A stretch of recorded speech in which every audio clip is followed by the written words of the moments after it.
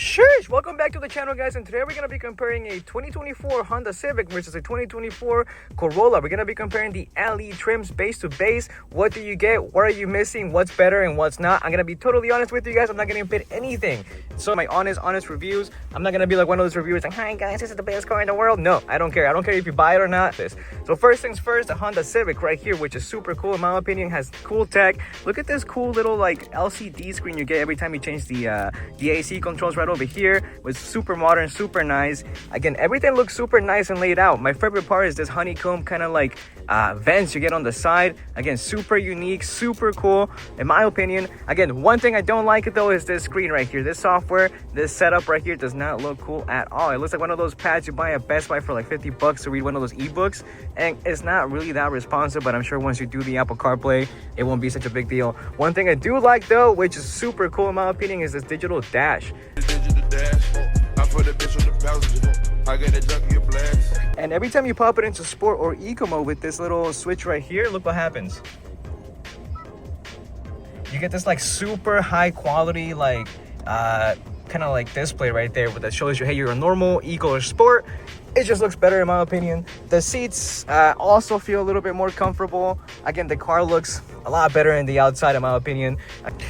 And again, for the interior, you are getting what you pay for. Obviously, you know, with these type of buttons, right, they're not going to be the highest premium feeling, right? Right here, it feels a little bit hollow. Paddle shifters also feel a little bit hollow, right? Could be a little bit better quality. But again, for the price you're paying nowadays, for what you get in this type of vehicle, I mean, you're getting a sweet deal. Now, the backup camera in the Honda Civic is not the best. I mean, honestly, Toyota and Honda, it's kind of not the best quality in the world, but I think Toyota's doing it a little bit better. This looks like a PS2 graphics. Kind of what you expect in one of these economy vehicles, right? You're buying it to be reliable, point A to point B.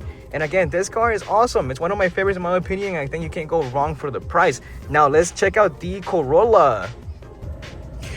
And we're now in the Toyota Corolla. This is an LE model with the Premium Plus package. Premium Plus package gives you those alloy wheels and the blind spot monitor. It's still not standard even in 2024. Honestly, I think the interior is a little bit behind in terms of the Honda Civic, right? It's not as stylish, it's not as cool, right? Every time you get into the car and you're like, hey, this is just a car, right? But hey, some people are definitely into that. Now, one thing you are missing, even on the base models, is a digital dash right over here. But the screen feels a little bit more responsive, a little bit better in my opinion. Every time you press the buttons, it goes right where you want it to. Now, with the Corolla, everything you see is essentially what you get, right? The knob for the volume, the knob for the air is right here, knob for the temperature is over here, which again, this is what some people like. They don't want anything too crazy, anything too flashy. And we're gonna check out the backup camera quality on the Corolla. And it's honestly just maybe 5% better than the Civic over there. But hey, you know, a little bit better is a little bit better.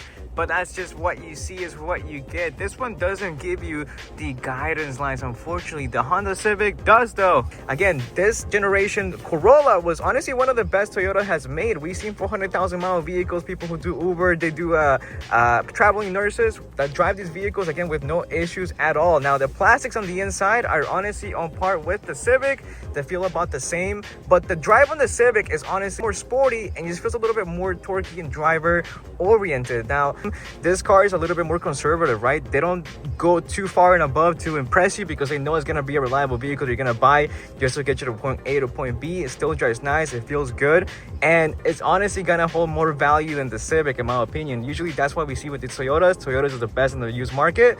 Now, let me know what you guys think.